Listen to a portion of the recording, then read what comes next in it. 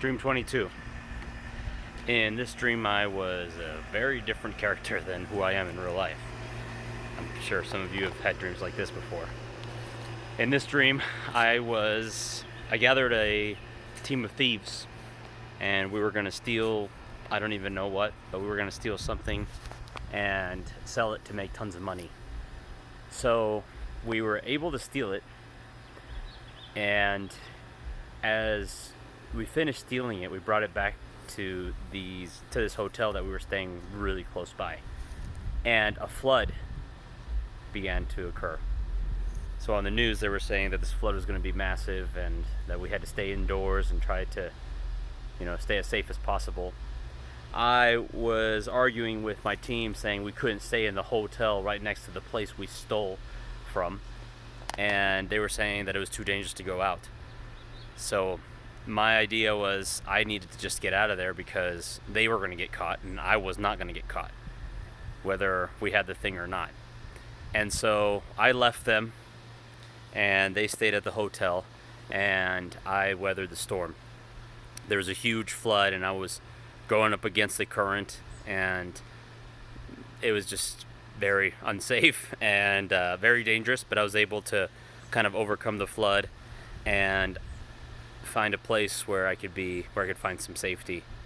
In this main street of a town, I found a stray dog, and so I grabbed this stray dog and thought to myself, maybe I can sell this dog to, make a few bucks, and I can try to come up with another plan to make myself rich. And so I got this dog, I was walking with it, and I started knocking on some doors, seeing if someone wanted to buy it. And I knocked the door, a little kid came out, and he loved the dog. He was petting, he was like, "Oh, I love your dog." He was so happy to see it. And so I started telling him all kinds of lies, saying, "Hey, yeah, this dog needs a lot of medical attention, but I don't really have the money for it. Do you have any money, or do you think you can get some from your dad or mom?"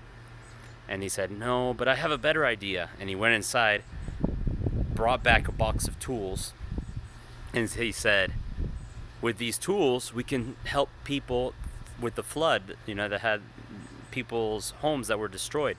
We can start helping people rebuild, and they'll pay us, and then we can use that money to save the dog's life." And in the back of my head, I'm thinking, I don't want to do that. I just want quick money. And so I tell him, "No, I'm not going to do that."